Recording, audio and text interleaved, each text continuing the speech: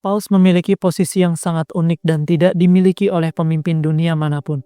Beliau memegang dua peran sekaligus sebagai pemimpin rohani seluruh umat Katolik di dunia. 1,42 miliar atau sekitar 17,8% dari total populasi dunia. Dan ia berperan sebagai kepala tahta suci, sebuah lembaga berdaulat yang diakui hukum internasional sebagai pemerintah pusat Gereja Katolik. Lalu apa dampak peran ganda ini bagi tugas sehari-hari Paus? Andreas Widmer, mantan pengawal Swiss Vatikan, yang pernah mengawal Paus Yohanes Paulus II dan kini menjadi dosen di Amerika Serikat, menjelaskan latar belakang sejarahnya. Dulu wilayah kekuasaan Paus itu sangat luas di Italia Tengah, dan Paus bertindak seperti raja yang menguasai wilayah tersebut. Namun ketika negara Italia bersatu pada abad ke-19, wilayah milik gereja ini lepas pada tahun 1870. Dari sanalah gereja mulai membangun konsep tahta suci, sebuah status resmi di mata dunia yang tetap berdiri sendiri dan merdeka, meskipun tidak punya wilayah yang luas. Barulah pada tahun 1929, lewat perjanjian Lateran, didirikanlah negara kota Vatikan. Wilayahnya sangat kecil, hanya sekitar 44 hektar, tidak sampai setengah dari luas kompleks Monas di Jakarta.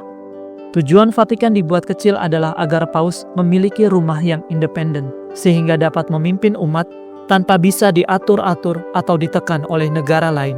Sejak saat itu, Paus memiliki dua peran terpisah. Ia adalah pemimpin Gereja Katolik, sekaligus kepala negara Vatikan, satu-satunya penguasa absolut di Eropa. Artinya, merupakan satu-satunya pemimpin negara di benua Eropa yang memegang kekuasaan tertinggi mutlak atas negaranya tanpa dibatasi oleh undang-undang dasar, konstitusi, parlemen, atau lembaga legislatif apapun. Uniknya, jika seandainya wilayah kota Vatikan ini hilang pun, tahta suci akan tetap diakui oleh negara-negara lain dan tetap bisa punya hubungan diplomatik. Ibaratnya sebuah pemerintah yang sah tetap ada meskipun tidak punya ibu kota fisik. Gereja bisa saja melepas wilayah Vatikan, tapi tetap punya duta besar, karena yang diakui dunia adalah tahta sucinya. Dimanapun Paus berada, disitulah tahta suci berada. Aturan inilah yang menjamin kebebasan penuh bagi gereja. Selain itu, karena statusnya diakui dunia sebagai kepala negara asing, Paus mendapat kekebalan hukum internasional.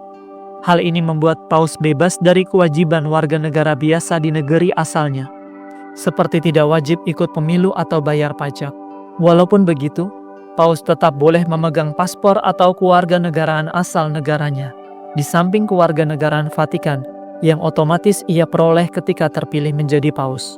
Gagliarducci, seorang pengamat Vatikan, menjelaskan bahwa posisi unik ini juga yang membuat Paus tidak bisa dituntut di pengadilan sipil layaknya seorang pimpinan perusahaan, karena ia adalah kepala negara yang berdaulat.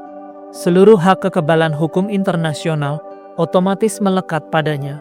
Hak kekebalan ini melindungi kepala negara dari tuntutan hukum pidana maupun perdata di negara lain, baik untuk urusan dinas maupun pribadi.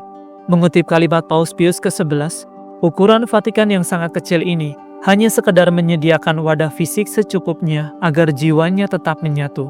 Artinya, wilayah kecil ini sudah cukup untuk memberi Paus kebebasan dalam memimpin umat di seluruh dunia, tanpa terseret kepentingan politik negara tertentu. Pada kenyataannya, Paus lebih fokus pada peran sebagai pemimpin rohani dan moral. Saat beliau berbicara mengenai perang, perdamaian, atau hak asasi manusia, ia berbicara utamanya sebagai wakil Kristus.